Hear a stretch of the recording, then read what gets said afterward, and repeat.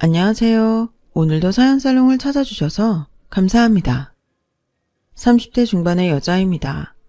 사연을 들어보면 인생사 세옹지마라는 말이 헛된 말은 아닌 것 같더라고요. 마치 제 인생처럼 말이에요. 그리 길지 않은 인생을 살아왔지만 굴곡 있는 인생을 살아왔어요. 저는 부모님 얼굴도 모르고 자랐어요. 미혼모였던 엄마는 젖먹이었던 저를 외할머니 댁에 맡기고 떠났거든요. 제가 자라는 동안 엄마는 한 번도 찾아오지 않았어요. 초등학교 입학식도 외할머니 손을 잡고 가야 했죠. 엄마 아빠 손을 잡고 온 아이들을 보며 얼마나 부러웠는지 몰라요. 하지만 그렇다고 부러운 티를 낼 수는 없었어요.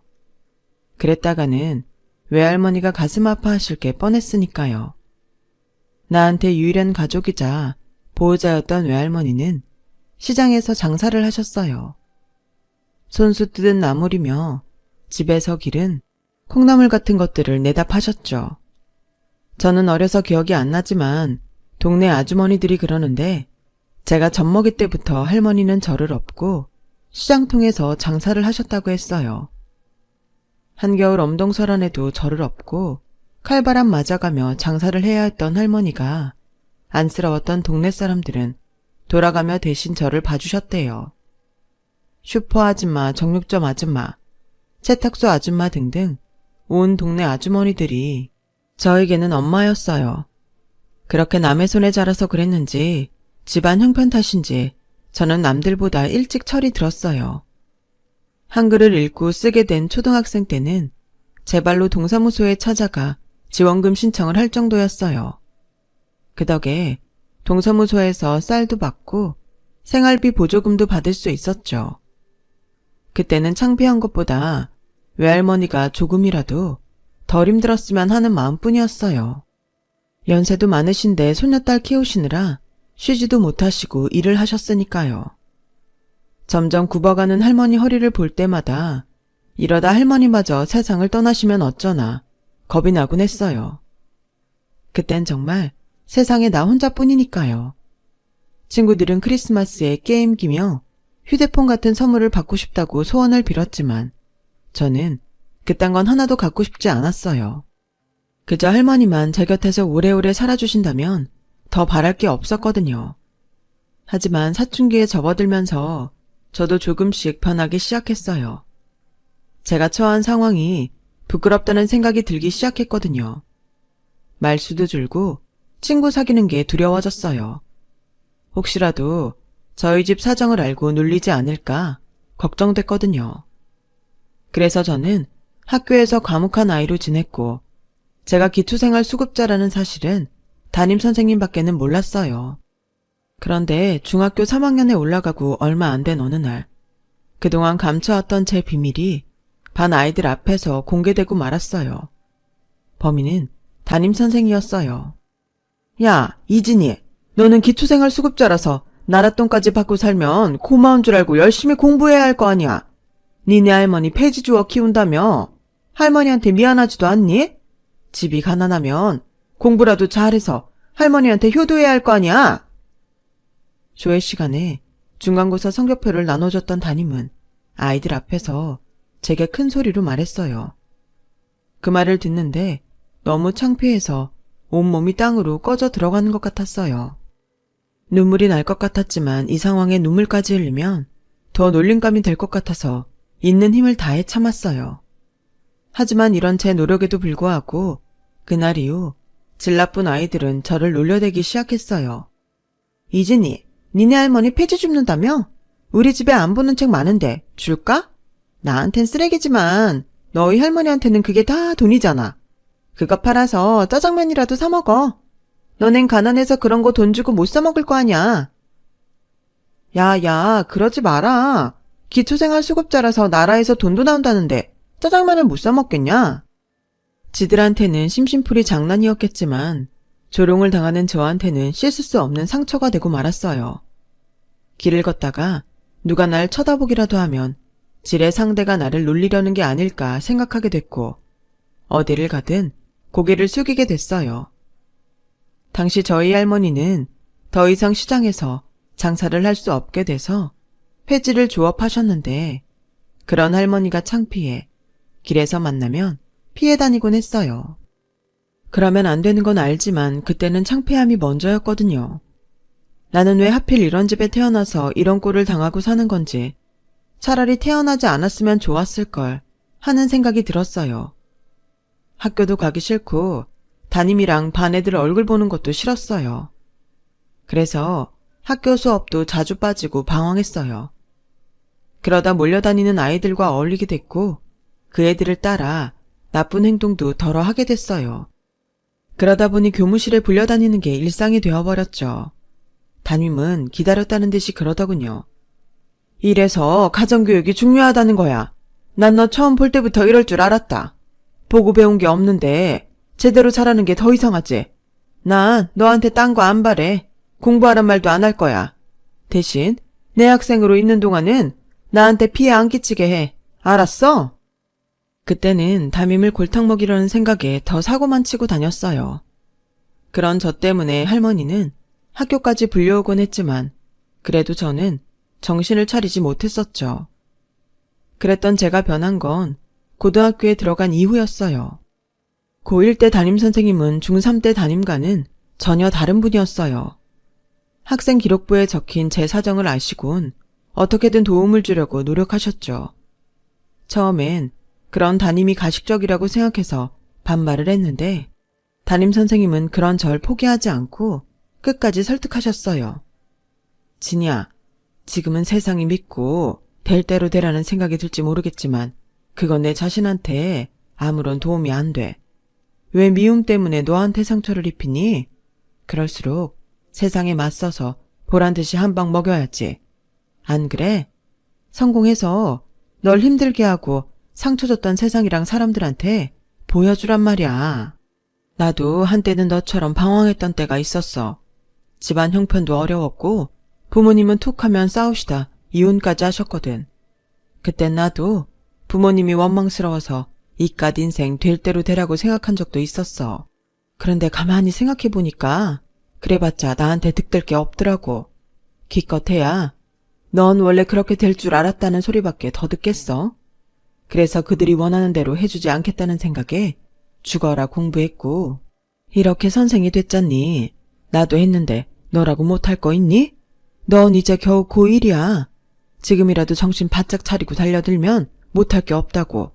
내 자신을 믿고 한번 해보지 않을래? 내가 옆에서 도와줄게. 그때 알았어요. 진심이 담긴 말 한마디가 한 사람의 인생을 바꿀 수 있다는 걸요.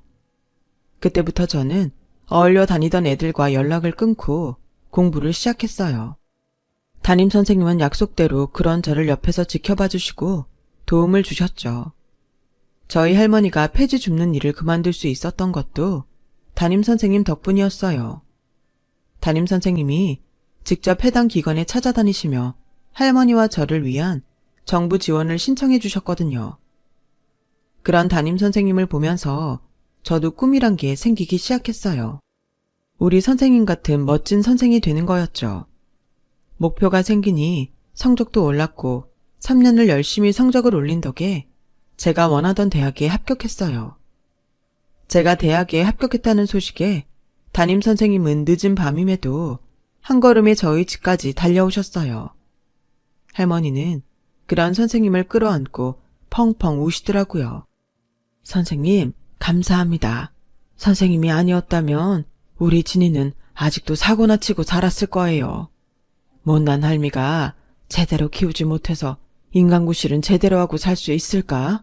늘 걱정이었는데 선생님이 우리 애를 살리셨습니다. 이 은혜를 어떻게 갚을까요? 진이 할머니, 진이를 구한 건 제가 아니라 진이 자신이에요. 그러니까 저한테 고마워하실 필요 없으세요. 저는 그저 교사로서 해야 할 일을 했을 뿐이니까요. 당시 선생님은 더 이상 제 담임은 아니었지만 고3 담임을 대신해서 제게 필요한 장학금이며 그 밖에 기업이 후원하는 장학사업 프로그램을 찾아주셨어요. 덕분에 돈 걱정 없이 대학 4년을 다닐 수 있었죠. 제가 대학교 2학년이 되던 해 담임선생님은 결혼을 하셨어요. 선생님 남편은 약사였는데 선생님처럼 마음이 따뜻한 분이셨어요. 제가 댁에 놀러 갈 때마다 저희 할머니 영양제까지 챙겨주실 정도로요. 부부는 닮는다고 두 분은 외모도 성격도 닮은 데가 많은 분들이셨어요. 두 분이 사는 모습을 보면 나도 빨리 결혼을 하고 싶다는 생각이 들 정도로 행복해 보였죠.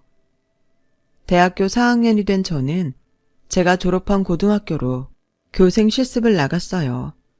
솔직히 나를 모르는 학교로 가서 새롭게 시작하고 싶었어요. 중학교 때도 그렇고 고등학교 때도 저에게 좋은 기억은 없으니까요. 담임선생님은 그런 저를 설득하셨어요. 그럴수록 모교로 오라고요. 피하지만 말고 네가 성공한 모습을 당당히 보여줘. 그게 복수야.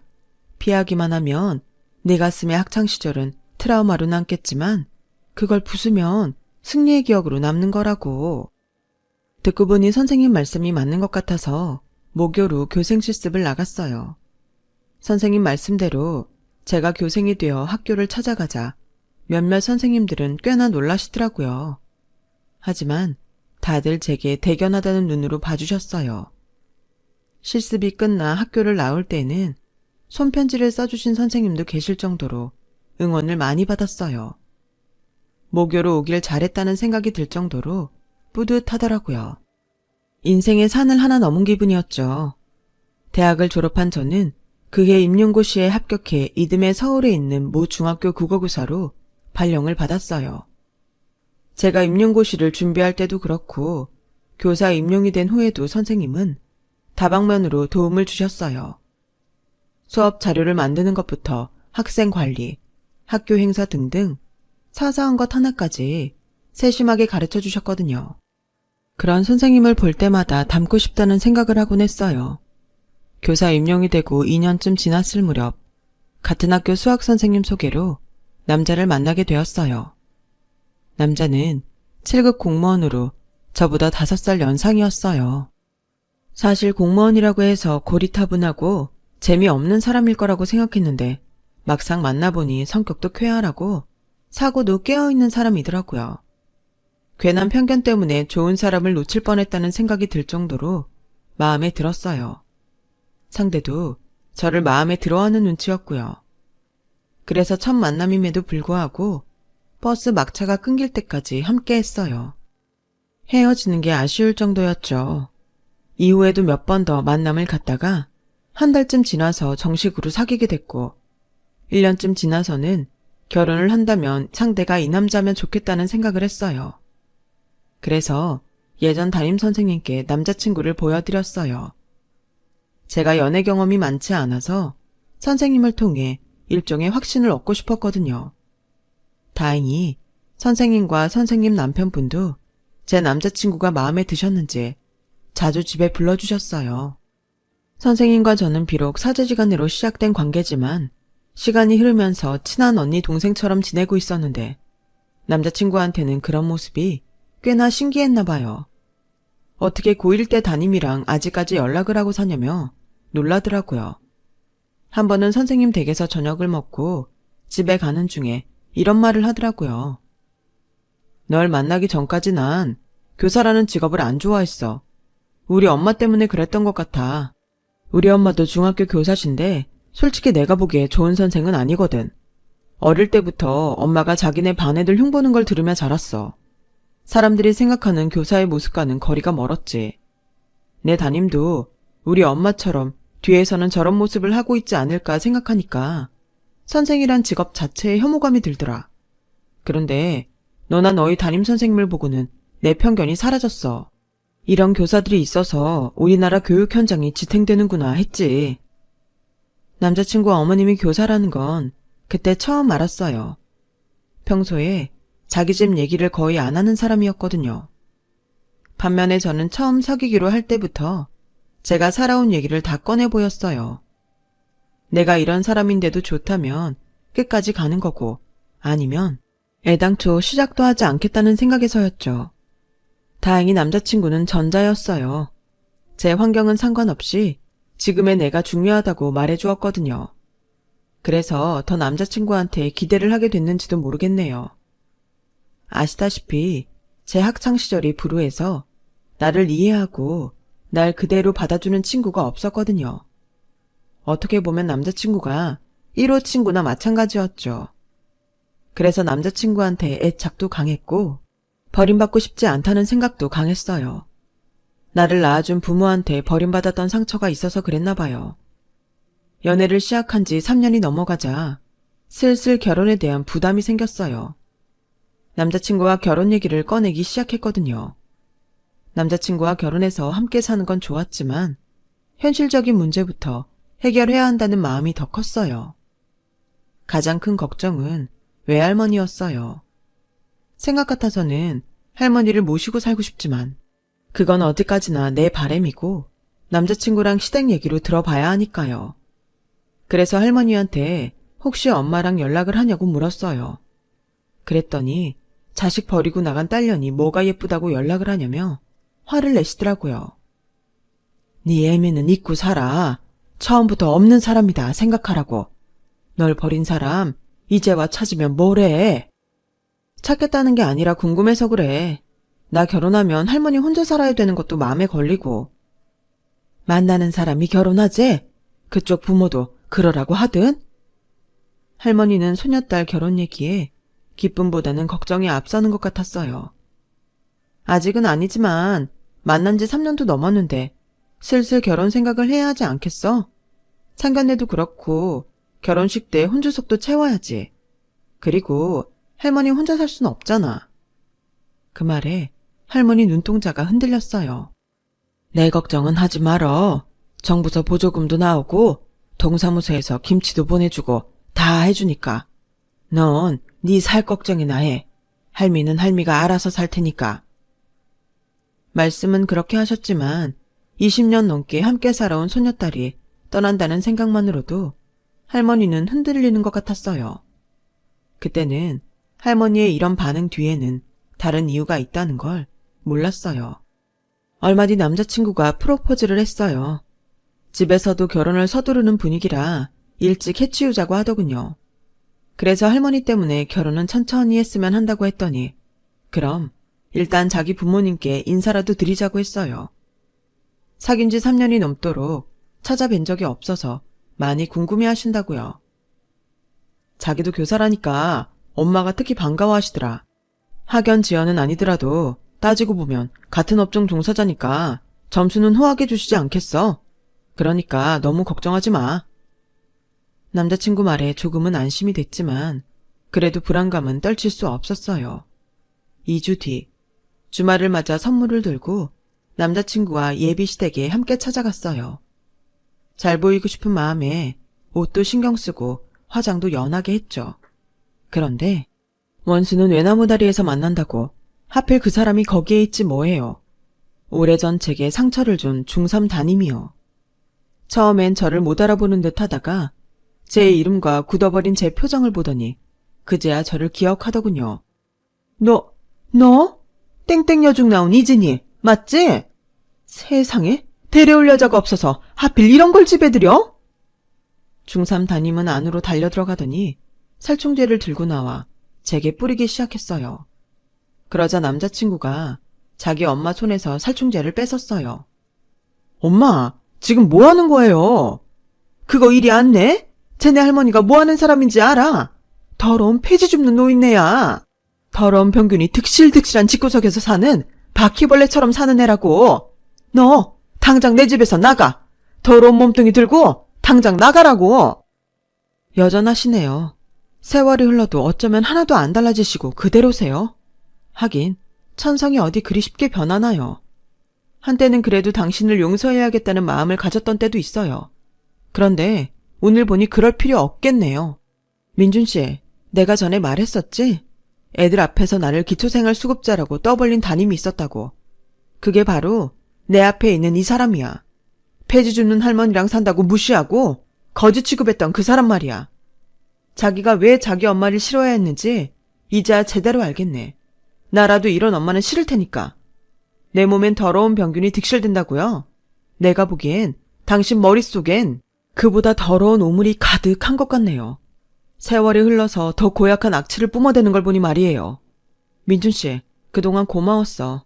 하지만 나 이 결혼 못하겠어. 그러자 중3 담임이 가소롭다는 듯 저를 보며 말했어요.